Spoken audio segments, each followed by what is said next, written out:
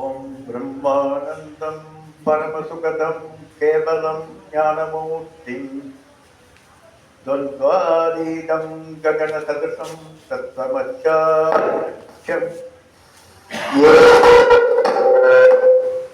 ஏகம் நித்யம் விமலமச்சலம் சர்வதீ சாட்சிபூதம் பாபாதீனம் திரிகுணரகிதம் சத்குரும் தம் நமாமி. ஓம் சதாசிவசமாரம்பாம் சங்கராச்சார்யமத்யமாம் அஸ்மதாச்சார்யபர்யந்தாம் வந்தே குருபரம்பராம். ஸ்ருதிஸ்மதிபுராணானாம் ஆதிசங்கராலயம் நமாமி பகவத்பாதசங்கரம் லோகசங்கரம் சங்கரம் சங்கராச்சார்யம் கேசவம் பாதராஜகம் सूत्रभाष्यवन्ते भगवन्तो पुनः ईश्वरो गुरुरात्मेयमूर्तिभेदविभागिने व्योमवत्याप्तदेकाय दक्षिणामूर्तये नमः. त्वमेव माता च पिता त्वमेव त्वमेव बन्धुश्च सखा त्वमेव त्वमेव विद्या द्रविणं त्वमेव त्वमेव सर्वं मम देव देव त्वमेव सर्वं मम देव देव. दयानन्दरूपं स्मरतामिते दयानन्दरूपं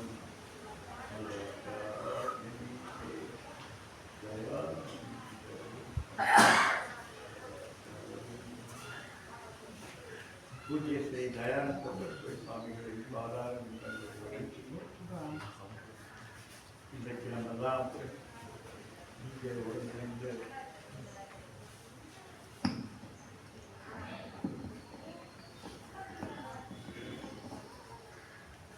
வாழ்வாங்கு வாழ்ந்து பெண்டிர் குலத்துக்கெல்லாம் ஒரு வழிகாட்டியாக திகழ்ந்து நம்ம எல்லாம் ஆசீர்வதித்துக் கொண்டிருக்கக்கூடிய அம்மையார் அவர்களது நினைவு நாளுக்கு இங்கே கூடியிருக்கிறோம். பிறப்பு என்பது எல்லோருக்கும் ஏற்படுகிறது. அதே போல் வளர்கிறோம், பல பல நிலைகளை அடைகிறோம், இறக்கிறோம். இது இயற்கை. ஆனால் பிறப்புக்கும் எல்லா உயிர்க்கும் சிறப்போவா சிறப்போ போய் செய்தொழில் வேற்றுமையால் பிறந்தவங்க எல்லாரும் இந்த உலகத்தில் நாய் நரிகள் முதல் கொண்டு அத்தனை ஜீவராசிகளும் பிறக்கிறது. தன்னுடைய வயிற்று பிழப்பை பார்க்கிறது, இனப்பெருக்கம் செய்கிறது, மறைந்து விடுகிறது. இப்போ இதில் நமக்கும் அதுக்கு என்ன வித்தியாசம்? ஒரு பன்றியும் பிறக்குது, 10 குட்டி போடுது, ஜாலியாக இருக்குது, போயிடுது.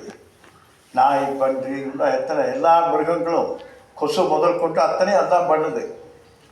அப்போ நமக்கு அதுக்கு என்ன வித்தியாசம்? ஞானி ஒருத்தர் சொல்கிறார், அதை மட்டும் செய்கிறவங்கெல்லாம் அது கூட சேர்ந்தவங்க தாங்கிறது. எது? பிறப்பதும் சாப்பிட்றதும் அனுபவிக்கிறதும் போகிறதும். அப்படி இருக்கிறவங்களுக்கும் அந்த மிருகத்துக்கும் நமக்கும் எந்த வித்தியாசமும் இல்லை என்று சொல்கிறார். அப்போ என்ன வித்தியாசம்? மனிதனுக்கு இருக்கக்கூடிய மாண்பு என்பது மலையளவு. இந்த பிரபஞ்சத்தில் நமக்கு மட்டும்தான் பகவான் அளப்பரிய சக்தியை கொடுத்திருக்கிறார். அளப்பரிய சக்தி. நான் அடிக்கடி சொல்றது, இங்கே கூட்டத்துக்கு வந்தவங்களுக்கெல்லாம் தெரியும், ஈஸ்வரனை விட சக்தி வாய்ந்தவர்கள் நம்ம போச்சுரா இதென்ன பெரியாரான்னு பேசுறான்னு பார்க்காது. ஈஸ்வரன் ஒன்றை செய்யலாம், செய்யாமல் இருக்கலாம், மாற்றி செய்யலாம் என்கின்ற தகுதி இல்லாதவர். 108 ஜபம் பண்ணீங்கன்னா இந்த இந்த இந்த வரம் உங்களுக்கு கொடுத்தே ஆக வேண்டும் என்கின்ற வரையறைக்கு கட்டுப்பட்டவர் அவர். இவ்வளவு ஜபம் பண்ணால், இவ்வளவு பூஜை பண்ணால் இவ்வளவு வரம் கிடைக்கும், இல்லாட்டி இவ்வளவு புண்ணியம் செய்திருந்தா இதை கொடுக்கணும், இவ்வளவு பாவம் செய்திருந்தா இவ்வளவு கொடுக்கணும் என்று ஒரு வரையறைக்கு உட்பட்டவர் ஈஸ்வரன். ஆனால் நீங்களும் நானும் ஒன்றை செய்யலாம், செய்யாமல் இருக்கலாம், மாற்றி செய்யலாம் அப்படிங்கிற சாய்ஸ் நம்மகிட்ட இருக்குது. உங்களுக்கும் எனக்கும் மட்டும், நமக்கு மட்டும்தான், மனித பிறவிக்கு மட்டுமே அந்த சாய்ஸ் என்பது கொடுக்கப்பட்டிருக்கிறது இந்த 84 லட்சம் வகை பிறவிகளிலும். அப்படிப்பட்ட இந்த பிறவியை பெற்று என்ன பண்ணுறோம்? நந்தவனத்தில் ஒரு ஆண்டி 4 மாதமாய் குயவனை வேண்டி கொண்டு வந்தான் ஒரு தோண்டி, அதை கூத்தாடி கூத்தாடி போட்டுடை தாண்டின்னு அநியாயமாக வாய்த்தது நந்தமக்கு ஈதோர் பெரும்பிறவி என்று பெரியவர்களெல்லாம் சொல்லக்கூடிய இந்த அற்புதமான இந்த பிறவியை அநியாயமாக அழித்து கொண்டிருக்கிறோம்.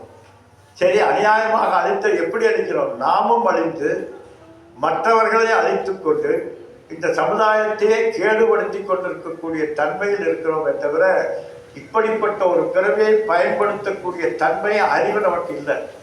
அதனால்தான் அவர் சொல்றார், மக்கள் எல்லாம் மாக்கள். இவ்வளவு பெரிய பிறவி, இப்படிப்பட்ட ஒரு பெரும் தன்மை, பெரும் நிலை நமக்கு கிடைத்திருக்கு. திருவாசகத்துல சொல்றது போல தொல்லையரும் பிறவி. இந்த பிறவி என்றாலே தொல்லை அப்படின்னு சொல்றாரு. கொஞ்ச நேரத்துக்கு முன்னால் சொன்னா 84 லட்சம் வகை பிறவிகளிலும் உயர்ந்த பிறவின்னு நான் சொன்னேன். என்னையா இது 2 பேருக்கு வித்தியாசமா இருக்குது?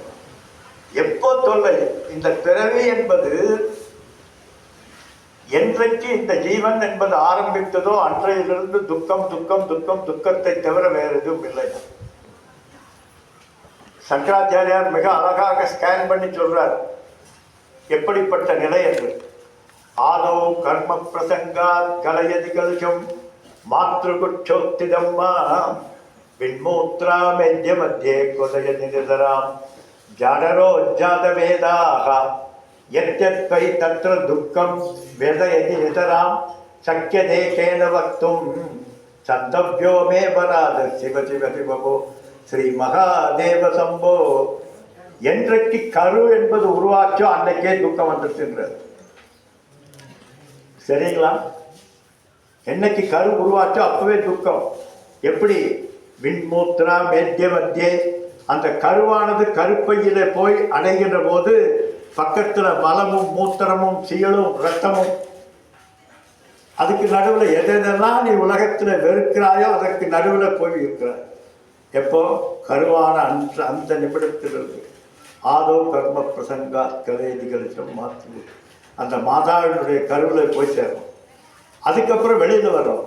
வெளியில் வந்துடனே இங்கே எல்லாத்தையும் பார்த்தா ஜெயஜாண்டிக்க வெளியில் வந்த குழந்தைய அழுகிறது. உள்ளே இருக்கக்கூடிய சூழ்நிலைக்கும் வெளியே இருக்கக்கூடிய சூழ்நிலைக்கும் வித்தியாசமாக இருக்கு. பார்த்தா எல்லாம் பெருசு பெருசாக ஜெயஜாண்டிக்கா போகிறாங்க வர்றாங்க. நான் ஒன்றும் பண்ண முடியல. என்னால் என்னுடைய பசியை தீர்க்க முடியவில்லை, என்னுடைய தாகத்தை தீர்க்க முடியவில்லை. அன்னைக்கு வந்ததுதான் இன்ஃபீரியாரிட்டி காம்ப்ளெக்ஸ். என்னால் முடியவில்லை, என்னால் முடியவில்லை, என்னால் முடியவில்லை என்று இன்றைக்கு வரைக்கும் நமக்கு இன்ஃபீரியாரிட்டி இல்லாதவங்க யாராவது கை தூக்கி பார்க்கலாம். எனக்கு இன்ஃபீரியாரிட்டியே கிடையாது சொல்லுங்க பார்க்கலாம். முடியாது. காரணம் என்னன்னா, அது கருவிலே வந்தது, கருவிலே இருந்து வளர்ந்து கொண்டே வந்தது. அப்படி என்னால் முடியாது, என்னால் முடியாது என்கின்ற தாழ்வு மனப்பான்மையோடு வளர்ந்து வளர்ந்து வளர்ந்து அடிமையாகி அடிமையாகி ஒன்றுக்கு உதவாதவர்களாகவே போயிட்டோம். அப்படிப்பட்ட இந்த பிறவி அடுத்தது பால்ய பிறவி, விளையாட்டிலே போயிடுது. யவன பருவி பருவத்தில் வேண்டாத எண்ணங்கள் எல்லாம் மனது போயிடுது. அடிக்கடி நான் சொல்கிறது உண்டு. இந்த டீனேஜ் பசங்க பைக்கில் போவாங்க, அந்த மைனர் செயினோட விட்டுட்டு பட்டனை எல்லாம் திறந்து விட்டுட்டு இங்கே கிழிச்சு அங்கே கிழிச்சு. ஏன் எதுக்கு அங்கே இங்கே கிழிக்கிறான்? To drive the attraction. மற்றவர்கள் நம்மை பார்க்க வேண்டும் என்று ஒரு ஆதங்கம் அந்த குழந்தைக்கு. காரணம் இன்ஃபீரியாரிட்டி, என்னை யாரும் மதிப்பதில்லை என்கின்ற எண்ணம். அப்படி வளர்ந்த அந்த அந்த குழந்தை தன்னை பார்க்க வேண்டும் என்பதற்காகவே அப்படி பைக்கில் வருவான். வந்து சருன்னு ஒரு கட் அடிச்சுட்டு அப்படி திரும்பி பார்ப்பேன், எல்லாரும் பார்க்குறாங்களா இல்லையா? அதுலேயும் 2 பொம்பளை இருந்துச்சுன்னா போச்சு, ஜாஸ்தி. அவன் அப்போ தான் ஜாஸ்தியாக விளையா 2 கட்டு அடிப்பார். காரணம் என்ன? என்னை அனைவரும் பார்க்க வேண்டும், என்னை இந்த உலகம் மதிப்பதில்லை என்கின்ற தாழ்வு மனப்பான்மை உள்ள ஏறி ஏறி அவங்கள சொல்லி தப்பில்லை. இந்த இந்த இந்த சமுதாயமும் பெற்றோர்களும் பண்ற வளர்த்த விதம் அப்படி அநியாயமாக ஒவ்வொரு செகண்ட் பை செகண்ட் நம்முடைய வாழ்க்கையை பொக்கிஷமாக, காலம் என்பது பொன்னானது என்று சொல்கிறார்கள். ஏன்? எதை வேண்டுமென்றாலும் இழக்கலாம், இழந்ததையெல்லாம் பெற்றுவிடலாம். ஆனால் இந்த நிமிடத்தை இழந்தால் அடுத்த நிமிடம் அதை கிடைக்குமா? எத்தனை யுகமானாலும் இந்த நிமிடம் மறுபடி வராது. அப்படிப்பட்ட அந்த பொன்னான வாழ்க்கையை அநியாயமாக அழித்து கொண்டிருக்கிறோம். நாம் நினைத்தால் இந்த உலகத்தில் ஜெயிக்க முடியாதது எதுவுமே கிடையாது. ஆனால் நம்ம என்ன நினைக்கிறோம்? நம்மால் முடியாது என்று நினைக்கிறோம். தான் ப்ராப்ளம். சந்தோஷம் என்பது பணத்தில் இல்லை, பகட்டில் இல்லை, சொத்தில் இல்லை, சுகத்தில் இல்லை, திருப்தியில் இருக்கிறது. நமக்கு ஏற்படக்கூடிய திருப்தி மட்டும்தான் நமக்கு சந்தோஷத்தை கொடுக்குமே தவிர, நீ நினைப்பது போல் எதை அடைந்தால் திருப்தி அடைய முடியும் என்று நினைத்து அடைந்தால் திருப்தி என்பது எதிலுமே இல்லை. சொல்லுங்க பார்க்கலாம், திருப்திக்கு எது வரையறை? பணத்தில் வரையறை இருக்கா? செல்வத்தில் வரையறை இருக்கா? அழகில் வரையறை இருக்கா? எதனாலும் முடியாது. திருப்தி என்பது எப்ப நீ சரியாக இருக்கிறாய். இந்த பிரபஞ்சம் நமக்காக படைக்கப்பட்டது. இந்த பிரபஞ்சம் ஈஸ்வரனது படைப்பு. இந்த ஈஸ்வரனது படைப்பிலே நாமும் ஒருவர். அந்த படைப்பிலே நீயும் சேர்ந்துதான் ஈஸ்வரனை முழுமை செய்கிறாய். அப்ப யார்? நான் யாரு? ஈஸ்வரன்.